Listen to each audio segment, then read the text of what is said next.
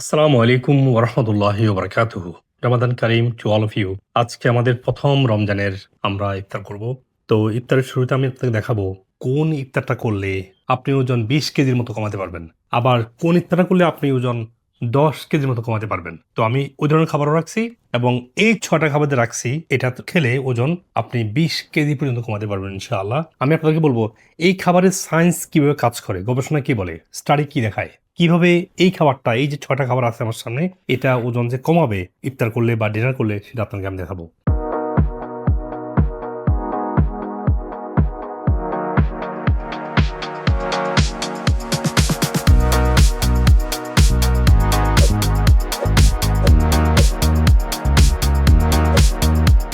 প্রথমত আপনাকে বুঝতে হবে ওজন কমানো মানে হচ্ছে শুধুমাত্র ক্যালোরি না, যেটা আমরা বাই মিস্টেক অনেকে বলে থাকে বা আমরা শুনে থাকি। মূলত ওজন যদি আপনি ক্যালোরি কমাই, ওজনটা কমানো, ওজন আবার বেড়ে যাবে।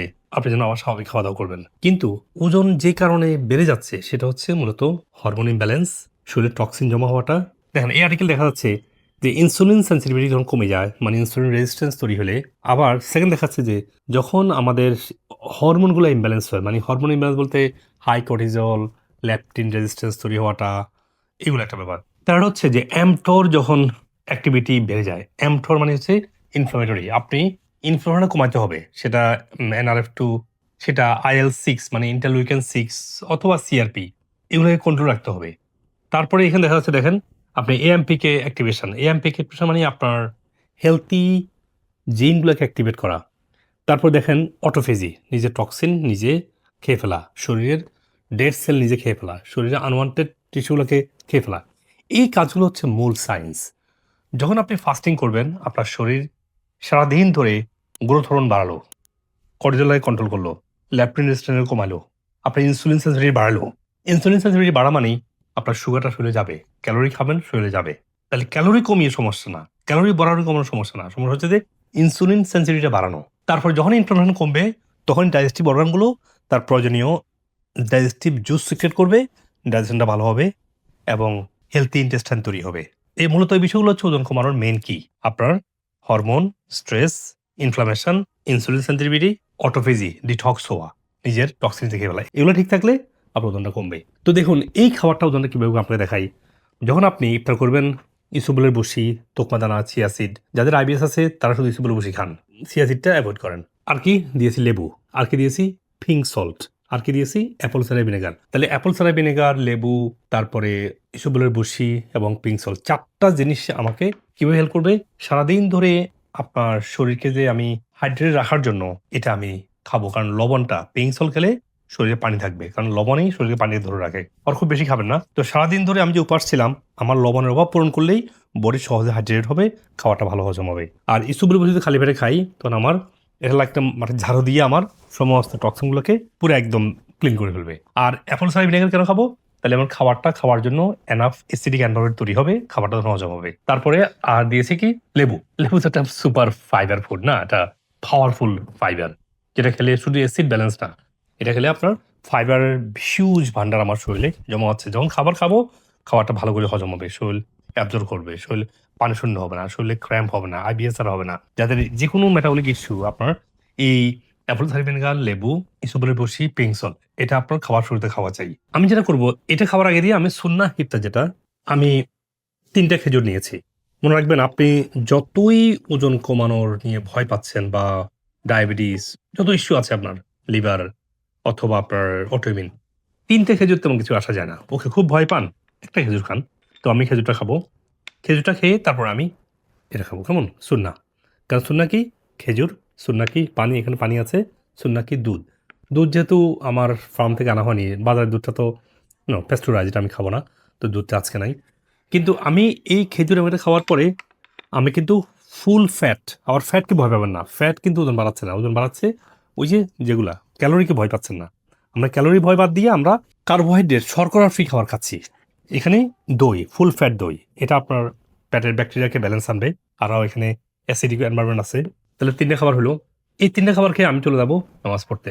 যদি চাই আমি আরেকটু পানি খেতে পারি। তাহলে আমার পেটে ব্যাকটেরিয়া ব্যালেন্স হচ্ছে, ফাইবার ব্যালেন্স হলো, অ্যাসিড ব্যালেন্স হলো, সুন্নাহ মোতাবেক একটা ড্যান্স নিউট্রিশন চলে আসলো। I am ready to pray. মাগরিব পড়ে এসে আমি এগুলো খাবো না। এগুলো আপনাকে দেখাইছি কেন, আপনাকে বলছি পরে। খাবো কি? খাবো হচ্ছে সালাদ, এক বোল অফ সালাদ, ঠিক আছে? সালাদ খেয়ে আমি আমার পেট ভরে ফেলবো। তারপর কি খাবো? সবজি বা সবজির স্যুপ। এটা আমার সবজির স্যুপ, দেখছেন?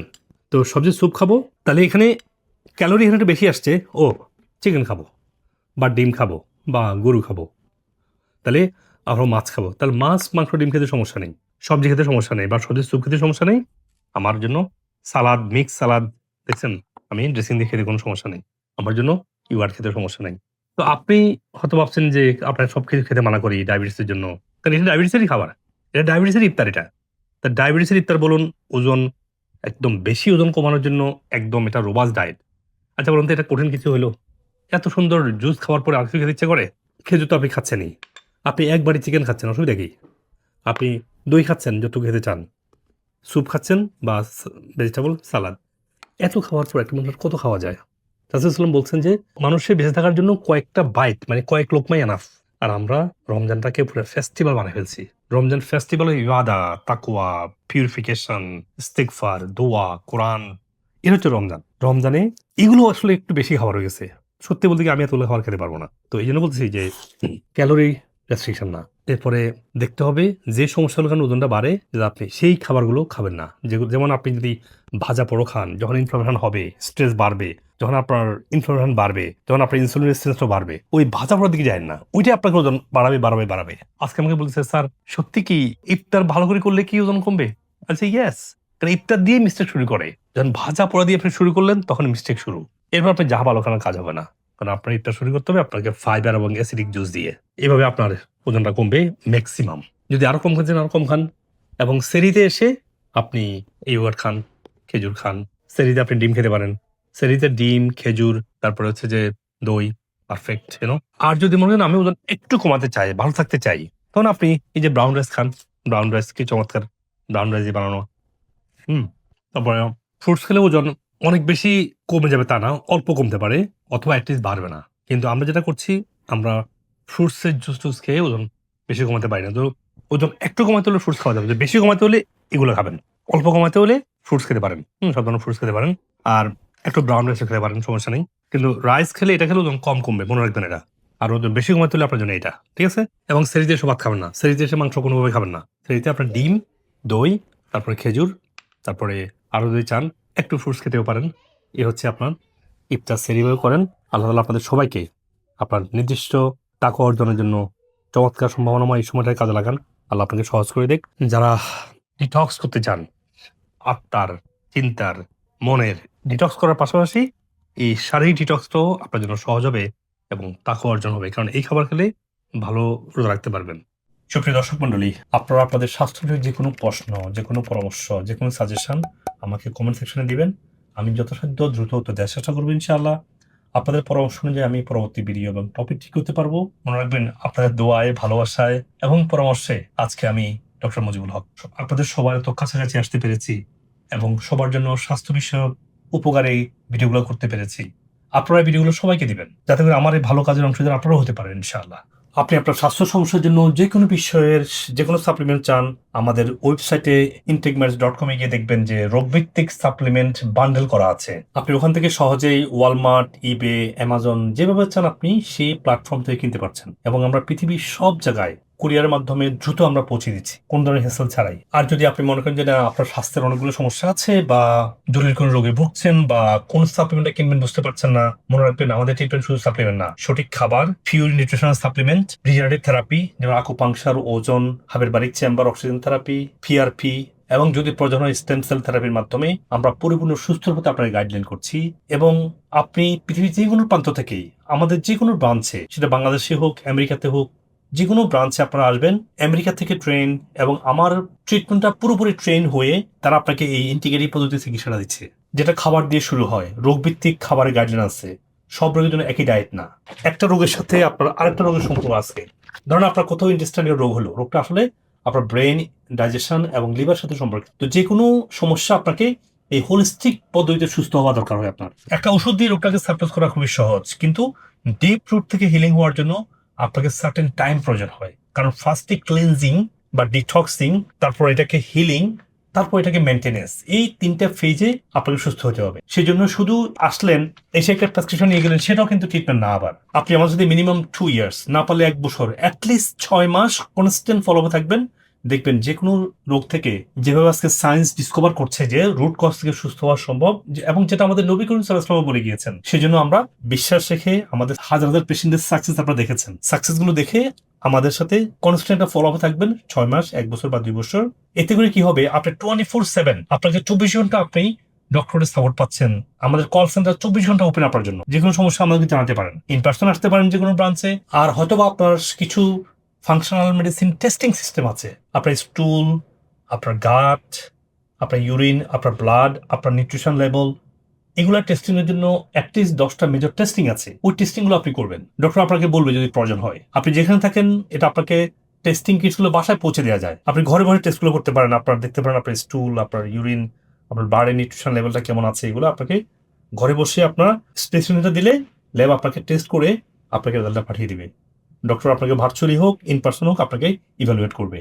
আর আপনি আমাদের যে কোনো সেন্টারে এসে দেখবেন আমরা যে খাবারের কথা বলছি সেই খাবারটা আমরা আপনাকে রান্না করে খাওয়াই দেখাচ্ছি। আমরা রোগভিত্তিক খাবার যে চেঞ্জ হয় ভেরি করে, সেটা ডায়াবেটিসের জন্য একটা, যেমন কিডনির জন্য একটা খাবার, ক্যান্সার পেশেন্ট একটা খাবার, সেই খাবারটা আপনার দেখে বুঝে বাসায় গিয়ে প্র্যাকটিস করতে পারবেন। আবার বাসায় গিয়ে রং খাবার খেলে হবে না, আপনাকে ফাংশনাল ফুড খাওয়া লাগবে। পিওর ফর্মেটে যেটা আছে আপনার ঘি, নারিকেল তেল, ঘানিতে ভাঙা সরিষার তেল, ডেকে চাটা ব্রাউন রাইস, এই সবকিছুই, এবং পার্সোনাল কেয়ার যেগুলো আছে যেমন শ্যাম্পু, সাবান, ডিওডোরেন্ট, টুথপেস্ট, এগুলো ন্যাচারাল হওয়া লাগবে। এগুলো না হলে দীর্ঘস্থায়ী অনেক রোগ তৈরি হবে। তো ওগুলো আমাদের ইনটেকমেন্টস ন্যাচারালের মাধ্যমে, আবার ইনটেকমেন্টস.com এগুলো আপনার সহজে যে কোনো জায়গা থেকে কিনতে পারতেছেন। কারণ আপনি বাড়ির সত্যিকার ন্যাচারালটা পাচ্ছেন না বলেই আমরা পিওর ফর্মের ন্যাচারালটা আপনাদের জন্য নিয়ে এসেছি। আর যারা আপনারা আমাদেরকে এডুকেটেড করতে চান সেক্ষেত্রে আপনারা আমার বইগুলো পড়বেন। আমার বই সবগুলো অ্যামাজনে পাবলিশ করা আছে, সেন্টারগুলোতে হার্ড কপি আছে। আমি যদি আমেরিকাতে আছি, বাংলাদেশে আমার নামে অনেক পেজ তৈরি করে অনেক রং ভিডিও বানায় আমার বিরুদ্ধে, আর আমেরিকাতে বসে আমাদের এগুলো কন্ট্রোল করা সম্ভব না।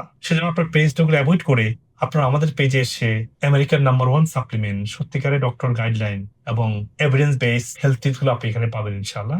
এই জন্য লাইক, সাবস্ক্রাইব করে রাখুন এখনই, যাতে করে আপনি প্রতারিত না হন। আল্লাহ হাফেজ, সালাম আলাইকুম রহমতুল্লাহি ওয়াবারাকাতুহ। আমার ওয়েট ছিল আগে প্রায় 108 কেজির মতো। আমি স্যারের ভিডিও দেখে আসলে প্রথম সেই ওয়েট কমানো শুরু করি। আলহামদুলিল্লাহ বিজনেস প্রায় 1 বছরে আমার 18 থেকে 20 কেজি ওজন আমি কমাইছি। তো যথেষ্ট ভালো আছে আলহামদুলিল্লাহ। ডায়াবেটিস ছিল, আমার প্রেশার, হাই প্রেশার ছিল, ঠিক আছে। আমার রক্তে কোলেস্টেরলের মাত্রা মানে অনেক আছিল, মানে বিশেষ করে আমার পেটের, আমার কোলনে প্রচণ্ড ধরনের কোষ্ঠকাঠিন্য আছিল। তো আল্লাহর রহমতে এখন আমি সম্পূর্ণ, আমার আল্লাহর মধ্যে কোনো ওষুধ নাই এর মধ্যে। 2023 সালের লাস্টের দিকে আমার অ্যাবিউস, আমি বুঝতে পারি যে আমার অ্যাবিউস হয়েছে। আলহামদুলিল্লাহ আমি সুস্থ, এখন ভালো, ইনশাল্লাহ শরীরে এনার্জি আসছে, আলহামদুলিল্লাহ ভালো অনুভূতি করছি। কাউকে বুঝতো না যে আমরা কে বা কারা। হ্যাঁ, এখন মাশাআল্লাহ আলহামদুলিল্লাহ, মানে আমি বলবো যে সে চিনে, বাবার কাছে যাও চলে যায়, বড় বোনের কাছে যাও চলে যায়, জিনিস দিয়ে পাঠাই দেয়। হ্যাঁ, ছোট বোনের সাথে যাও বসে খেলো, বাস চলে যায়।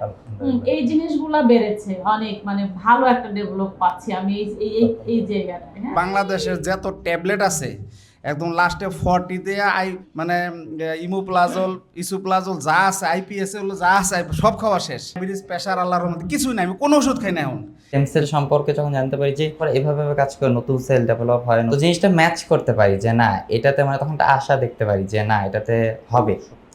আমি আসলে আলহামদুলিল্লাহ ট্রিটমেন্টে আসার পর অনেক ভালো খাবার খেতে পারছেন? যে আমি ঠিকঠাক মতোই খাওয়া দাওয়া খেতে পারতেছি। শরীর খুব অসুস্থ লাগে, ব্যথা বেদনা করে, কিডনি ব্যথা করে, পেট ব্যথা করে। পরে আমি ডাক্তারের কাছে হসপিটালে ওখানে যাই, সবার একই কথা যে অপারেশন ছাড়া আর কোনো উপায় নেই। তখন আমি তো আরও ভেঙে পড়ছি, অপারেশন করি যদি আমি আমার কর্মজীবনে কাজকর্ম না করতে পারি, বউ বাচ্চা নিয়ে আমি কিভাবে খাবো, কিভাবে চলবো। তো আলহামদুলিল্লাহ এখন আমার কিডনি স্টোন নাই, কিডনি স্টোন গেছে, আমার অনেক টেনশন দূর হয়ে গেছে। ইন্ডিয়াতে ভ্যালুরা ডাক্তার দেখাই, সেখানে দেখানোর পরে ওনারা প্যারাসাইট ট্রিটমেন্ট দেন। আমি আবার আগের মতোই ব্লিডিং, ব্যথা, আমি ডিস্টেন্স ফলো করে এখানকার নিয়ম মেনে 4 মাসে সুস্থ।